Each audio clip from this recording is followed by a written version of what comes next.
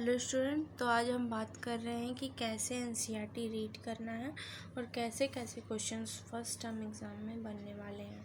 तो first term exam के लिए क्वेश्चंस की प्रिपरेशन के लिए मैं ये वीडियो बना रही हूँ। इसमें हम जानेंगे कि कैसे आपको स्टडी करना है। पहले जो यहाँ पे दी रहती है टॉपिक्स, उसको स्टडी करना है। जैसे कि यहाँ पे 5 टॉपिक्स दी हुई है। 2.1 का मतलब होता है 2 चैप्टर का पहला टॉपिक, 2 चैप्टर का दूसरा टॉपिक, 2.2, 2.5 5 टॉपिक्स को स्टडी करना है।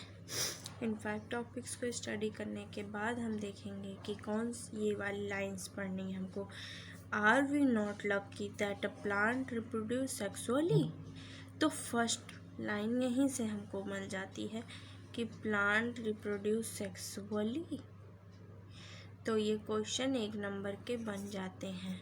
तो वैसे ही हर लाइन पढ़नी है और एक एक नंबर के क्वेश्चन आपको अराइज करने हैं जो एमसीक्यू टाइप में बन सकते हो।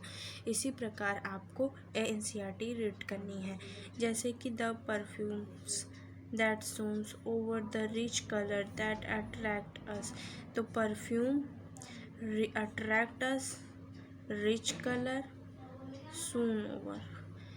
ये कुछ ऐसे वर्ड्स थे जो इस दो पैसे ये 1 फुल स्टॉप तक आते से पहले, एक पैराग्राफ ख़त्म होने से पहले ही हमें कुछ क्वेश्चंस हो जाते हैं। जैसे क्वेश्चन बन सकता है कि परफ्यूम का कहाँ कहाँ यूज होता है, परफ्यूम का क्या यूज होता है, परफ्यूम में परफ्यूम बनाने के लिए कौन से क्या फ्लावर का यूज होता है।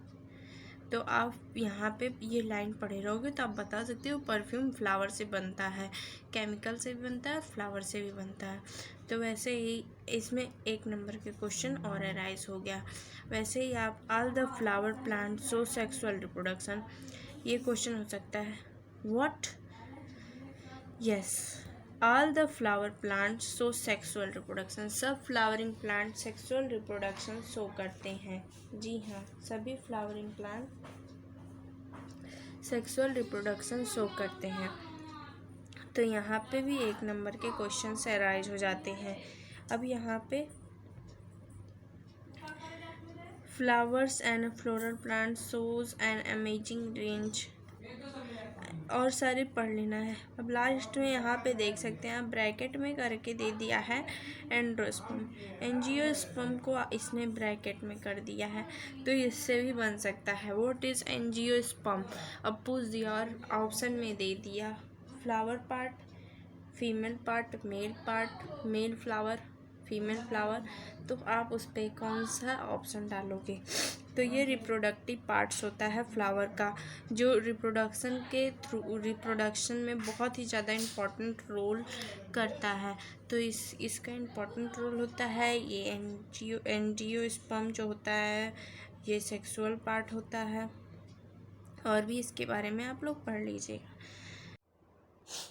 अब फ्लावर पे है, तो इसमें फ्लावर्स के बारे में देखिए। जैसे कुछ मैंने अंडरलाइन किया है, तो एटलीस्ट 5 फ्लावर्स पूछा है जो हमारे नॉर्मली यूज कल्चर में आते हैं, तो उनके नाम ऐसे पूछ सकता है कि इसमें से कौन से फ्लावर हैं जो हमारे कल्चरल एक्टिविटी में यूज़ होते हैं। एमसीक्यू में आप ऐसे क्वेश्चन पूछ सकता है।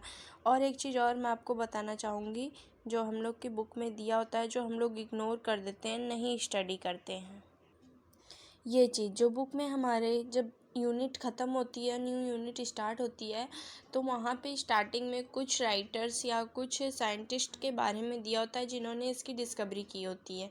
तो जैसे ये principle of inheritance and variation chapter start होने से पहले ये वाली दी है।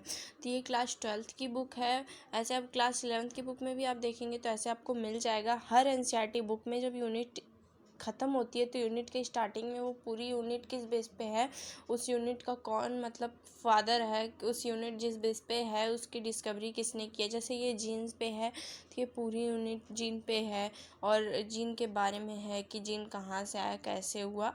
इनहेरिटेंस और वेरिएशन पे है, तो ये हम लोग पढ़ना भूल जाते हैं। इसमें से भी क्वेश्चंस अराइज होते हैं, जैसे कि कितने कौन कौन थे, कौन फादर हैं और किन्होंने कब किया था, कौन सा डिस्कवरी कब हुई थी, ये सब पूछता है। तो उसके लिए हम इसे पढ़ें, ज़रूर पढ़ना चाहिए इसको, और इससे आपकी नॉलेज बढ़ेगी। इसमें नीट लेवल से भी क्वेश्चन इसमें पूछता है, who is the father of gene. आप लोग बताइएगा कमेंट करके who is the father of gene. ऐसे ही सारे चैप्टर पहले आप ये छोटे छोटे टॉपिक्स को देखिए, कौन कितने टॉपिक्स हैं। ये सारे टॉपिक आपको याद होनी चाहिए कि आपके 5 चैप्टर में कितने टॉपिक्स हैं और कौन कौन से टॉपिक किस किस नंबर पे हैं, पहली टॉपिक कौन सी है, दूसरी कौन सी है, और फिर उसके बाद ये पूरी याद होनी चाहिए।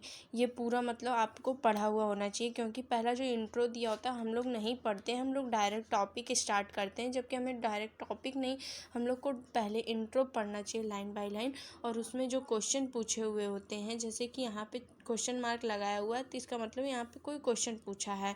Are the offspring indicate identical to their parents. जो ऑफ स्प्रिंग होती है आइडेंटिकल होती है अपने पेरेंट्स से, तो वो ये क्वेश्चन पूछ दिया।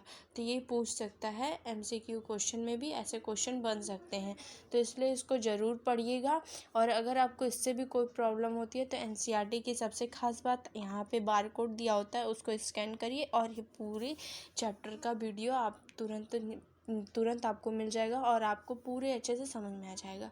तो ऐसे पढ़ाई करिए कि क्या, ताकि आपको फर्स्ट टर्म में जो एमसीक्यू क्वेश्चन बनने वाले हैं उससे आपको कोई प्रॉब्लम ना हो और उससे कोई भी दिक्कत ना हो। और आप स्टिकी नोट्स रखिए, जैसे कि ये देखिए, आपको कुछ भी इम्पोर्टेंट लगे तुरंत आप लिख डालिए उस पर, और पहले से भी कुछ लगा के रखिए कि ताकि आप तुरंत लिख सकें। और ये 12th की बुक है, वैसे 11th वाले भी ऐसे ही पढ़ेंगे, 10th वाले भी ऐसे पढ़ेंगे। जितने बच्चे एनसीईआरटी रीड करने वाले हैं वो सब इसी प्रकार अपनी बुक्स को रीड करेंगे। जैसे फर्स्ट चैप्टर तो इसमें कट गया है, तो ऐसे सब रीड करेंगे। और आपको ये वीडियो इंटरेस्टिंग लगी हो, इम्पोर्टेंट लगी हो, तो प्लीज़ इसको लाइक शेयर सब्सक्राइब करिएगा और इसे शेयर ज़रूर कर दीजिएगा अपने फ्रेंड्स में, ताकि उनको भी पता चल पाए कि कैसे एनसीईआरटी रीड करनी है। Thank you.